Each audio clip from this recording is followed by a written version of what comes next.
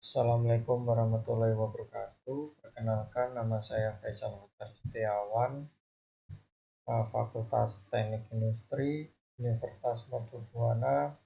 Di sini saya ingin menjelaskan mengenai mata kuliah metodologi penelitian teknik dengan berjudul Hubungan Antara Kinerja Karyawan dengan Kualitas Produk di PT XM.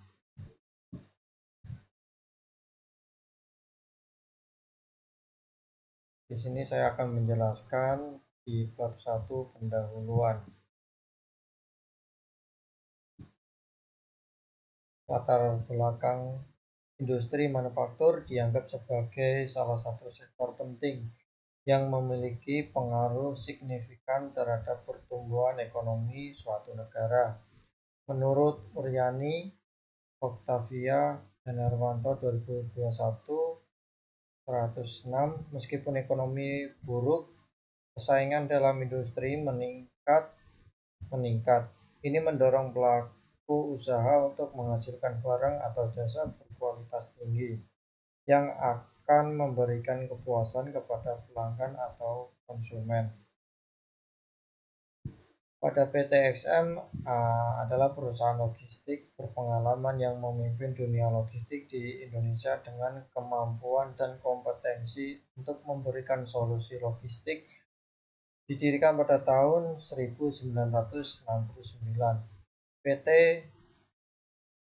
XM terus berupaya memperluas jangkauan globalnya, meningkatkan efisiensi, dan memperluas jangkauan solusi yang ditawarkan kepada pelanggannya. Lalu yang ketiga, saat ini proyek yang dijalankan yaitu storage yard mobil bermerek Mazda. Tujuan dari penelitian ini ialah untuk mengidentifikasi faktor-faktor penyebab kecacatan yang terjadi pada produk dan memberikan usulan solusi untuk mengurangi persentase kecacatan dalam produk. Lalu di sini saya menggunakan metode New Seven Tools Quality adalah tujuan untuk membantu mengeksplorasi data secara kualitatif. Ini juga menjadi dasar penelitian untuk mengurangi defek unit. Berikut data temuan unit NG pada tahun 2023 di bulan Januari sampai Mei masih berada di rata-rata, lalu pada bulan Juni sampai September sangat melonjak. Di sini bisa dilihat ada beberapa temuan di bulan Juni ada temuan 27, lalu Juli ada temuan sebanyak 33, selanjutnya Agustus 42, dan yang terakhir September 57. Di sini sangat melonjak sekali temuan defect unit yang ada pada unit Mazda. Berdasarkan data di atas, dengan adanya lonjakan unit NG membuat saya mengambil tindakan untuk menganalisis apa penyebab dengan menggunakan pengendalian kualitas. Bisa dilakukan dengan menggabungkan New Seven Tools dengan Six Sigma dan Kaizen. Lalu selanjutnya rumusan masalah. Berdasarkan latar belakang yang sudah dijelaskan di atas tadi, permasalahan yang akan dibahas dengan penelitian ini, yang pertama, apa penyebab permasalahan timbulnya unit NG di perusahaan PT XM. Lalu yang kedua, bagaimana usulan perbaikan terhadap pengendalian unit NG. Lalu tujuan penelitian yang pertama untuk mengetahui akar permasalahan penyebab timbulnya unit NG di perusahaan PT XM.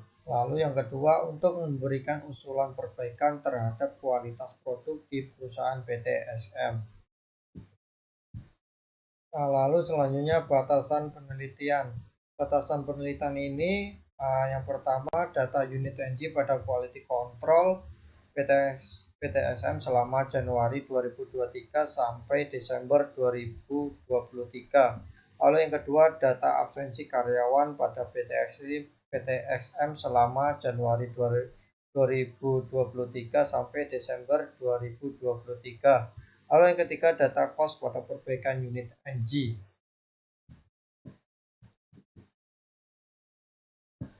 Lalu selanjutnya masuk ke bab 2, tinjauan pustaka. Konsep dan teori. Kualitas merupakan aspek penting pada suatu perusahaan untuk terus dapat bertahan dalam persaingan bisnis yang semakin ketat. Jika suatu kualitas produk tidak disertai dengan kualitas jasa, sama halnya kepuasan pelanggan tidak akan terpenuhi. Maka dari itu, kualitas produk dan jasa harus seimbang dan saling melengkapi, mengingat kualitas produk memiliki kaitan dengan keputusan konsumen yang merupakan tujuan produsen dari kegiatan pemasaran yang dilakukan. Lalu selanjutnya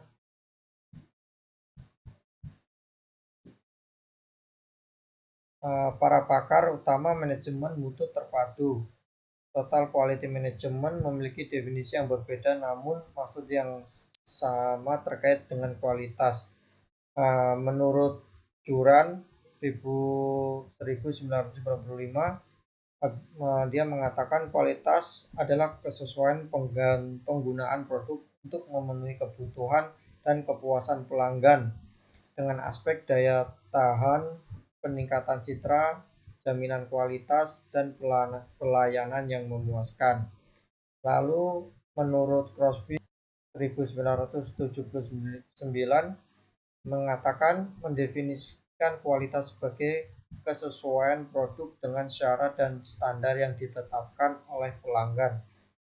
Lalu ada Deming 1982 mengatakan menekankan bahwa kualitas adalah kesesuaian dengan kebutuhan pasar atau konsumen, menekankan pentingnya memahami kebutuhan konsumen untuk membangun produk.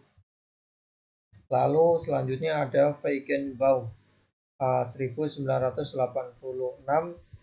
mengatakan bahwa kualitas adalah kepuasan pelanggan yang seutuhnya, di mana produk yang berkualitas tinggi mampu memuaskan konsumen sesuai harapan mereka. Lalu selanjutnya ada Garvin 1988 mengatakan bahwa kualitas adalah kondisi dinamis yang terkait dengan produk, proses, dan lingkungan yang harus mampu beradaptasi untuk memenuhi atau melampaui harapan terus berubah dari konsumen. Kesimpulannya adalah meskipun definisinya berbeda, semua pakar TVM sepakat bahwa kualitas berarti memenuhi atau melebihi ekspektasi konsumen dengan cara bervariasi namun komplementer.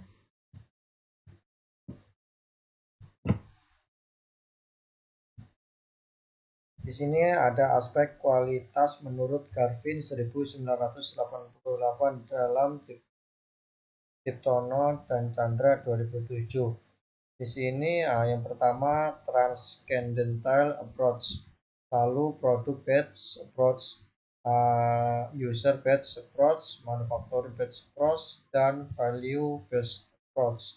Keuntungan dari pengendalian kualitas yaitu meningkatkan moral kerja dan kesadaran mengenai kualitas, lalu meningkatkan aliran produksi, meningkatkan pelayanan produk, meningkatkan kualitas dan desain produk, dan memperluas pangsa pasar. Lalu selanjutnya menurut Garvin ia mengelompokkan kualitas produk menjadi 8 dimensi kualitas yang meliputi performance, features, reliability, conformance, durability, serviceability, aesthetics, dan perceived quality. Berikut adalah deskripsi 8 dimensi kualitas produk menurut Garvin. Yang pertama adalah performance kinerja, lalu fitur, reliability, keandalan, lalu durability, daya tahan, kemampuan pelayanan, estetika, dan persepsi kualitas. Lalu selanjutnya di sini ada penelitian terdahulu. Oke, bisa kita lihat di sini ada penelitian terdahulu dari Firda Widiawati 2019. Judul penelitian pengaruh beban kerja, stres kerja dan motivasi kerja terhadap turnover intention karyawan PT GeoGiven Visi Mandiri Semarang. Dia menggunakan metode penelitian variabel bebas dan variabel terikat. Kesimpulan, berdasarkan hasil penelitian diperoleh beban kerja berpengaruh positif terhadap turnover invention. Dengan demikian beban kerja berpengaruh terhadap terjadinya peningkatan turnover. Untuk mengurangi peningkatan tersebut, pihak manajemen hendaknya mengurangi target pekerjaan agar karyawan tidak merasa beban kerja terlalu berat, tidak memberikan tambahan pekerjaan di luar waktu jam kerja, serta tidak memberikan pekerjaan yang tidak sesuai kemampuan karyawan dan harus selesai dalam jangka waktu tertentu. Lalu yang kedua ada Sandi Feli Harahap dan Satria Tirtayasa dengan berjudul Pengaruh Motivasi, Disiplin, dan Kepuasan Kerja terhadap Kinerja Karyawan pada PT Angkasa Pura II Persero Kantor Cabang Kuala Namu, menggunakan metode penelitian asosiatif. Hasil dari penelitian menunjukkan bahwa ada pengaruh positif dan signifikan antara variabel motivasi dengan variabel kinerja pada PT Angkasa Pura. Ada pengaruh positif tidak signifikan antara variabel disiplin dengan variabel kinerja pada PT Angkasa Pura. Ada pengaruh positif signifikan antara variabel kepuasan kerja dengan variabel kinerja. Lalu selanjutnya ada Aprilia Puspasari dan kawan-kawan 2019 dengan judul Proses Pengendalian Kualitas Produk Reject dalam Kualitas Kontrol pada PT Yasufuku Indonesia Bekasi, dengan menggunakan metode penelitian deskriptif kualitatif. Kesimpulannya, sistem pengendalian kualitas pada produk reject pada PT Yasufuku Indonesia di Bekasi sudah cukup baik karena sudah sesuai dengan teori pada pengendalian kualitas. Setidaknya produk reject dapat diminimalisir. Dokumen yang sudah tersedia difungsikan dengan benar oleh SDM dan fungsi dari divisi terkait masih kurang maksimal dalam menjalankan tugas dan wewenangnya dalam mengendalikan kualitas pada produk reject, dan juga masih terdapat kendala-kendala adalah sebagai berikut: faktor mesin, penyebab produksi barang dengan reject short material, dokumen yang tidak lengkap sehingga menghambat proses produk barang, serta kesalahan yang tidak disengaja dalam pencatatan dan pemrosesan data. Solusi yang telah dilakukan manajemen PT. Lalu yang keempat ada Rosaria Zaina 2022 dengan judul Analisis Peran Lingkungan Kinerja, Disiplin Kerja, dan Budaya Organisasi terhadap Kinerja Karyawan di Perusahaan Manufaktur Otomotif Nasional dengan menggunakan metode model konseptual. Penelitian ini bertujuan untuk memahami pengaruh variabel budaya organisasi, lingkungan kerja, dan disiplin kerja terhadap kinerja karyawan di PT Toyota Motor Manufacturing Indonesia. Data yang diperoleh dari penelitian ini menyebarkan kuesioner kepada 125 responden sesuai dengan kriteria yang dibutuhkan penelitian. Lalu data yang sudah didapatkan diolah menggunakan analisis statistik, yaitu program SPPS 20.0, sehingga didapatkan hasil sebagai berikut. Variabel budaya organisasi (X1) berpengaruh serta signifikan terhadap kinerja karyawan PT Toyota Motor Manufacturing Indonesia dengan hasil nilai T hitung yaitu 2,322, T tabel 1979 serta nilai SIG yaitu 0,022, maka 0,22 sama dengan lebih besar 0,05. Selanjutnya kerangka pemikiran. Di sini kerangka pemikiran yang pertama terjadi terlewatkan unit NG pada post quality control. Selanjutnya melakukan analisa menggunakan metode DMX dengan New 7 Tools. Lalu memberikan usulan perbaikan dengan metode 5W plus 1H. Lalu selanjutnya terjadi penurunan unit energi dan meningkatkan kualitas kinerja karyawan. Selanjutnya kita masuk ke bab 3 menggunakan metode penelitian. Jenis penelitian yang digunakan dalam penelitian ini adalah penelitian kuantitatif dengan pendekatan deskriptif, karena data pada penelitian ini dapat diukur dan diolah sesuai dengan ciri utama penelitian kuantitatif dan dapat dipadukan dengan landasan teori yang kuat. Jenis data dan informasi. Berdasarkan sumber, jenis data yang digunakan pada penelitian ini adalah data primer dan sekunder sebagai berikut. Data primer. Data primer adalah data yang diperoleh secara langsung dalam penelitian. Data primer yang digunakan pada penelitian ini adalah data abnormality, summary claim customer, dan hasil observasi dan data hasil wawancara. Sedangkan data sekunder, data yang didapatkan dari data summary pengiriman di perusahaan manufaktur otomotif. Data tersebut berupa data summary pengiriman unit NG dan absensi karyawan. Selanjutnya pengumpulan data. Metode pengumpulan data yang digunakan pada penelitian ini adalah observasi dan merangkum data harian abnormal pengiriman.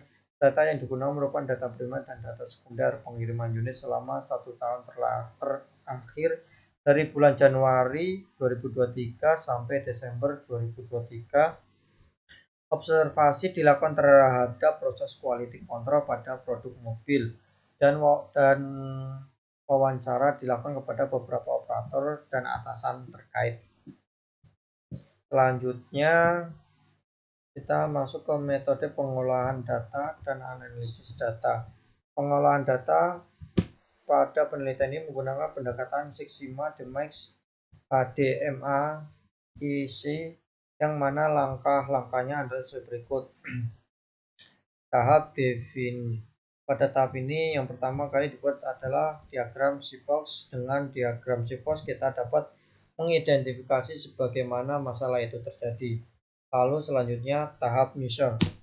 Pada tahap ini dimulai dengan pembuatan stratifikasi data berdasarkan dari kesalahan terbanyak hingga kesalahan terkecil. Selanjutnya pembuatan diagram Pareto untuk menentukan masalah yang paling prioritas akan dilakukan perbaikan. Lalu tahap analisis. Pada tahap ini menggunakan diagram sebab akibat untuk mencari faktor-faktor penyebab terjadinya kesalahan di proses staging produk after market. Lalu yang selanjutnya tahap improve dan control. Dan di tahap selanjutnya adalah tahap improve dan control. Pada tahapan ini aktivitasnya memberikan unsur perbaikan dan pengendalian terhadap proses staging produk aftermarket menggunakan analisa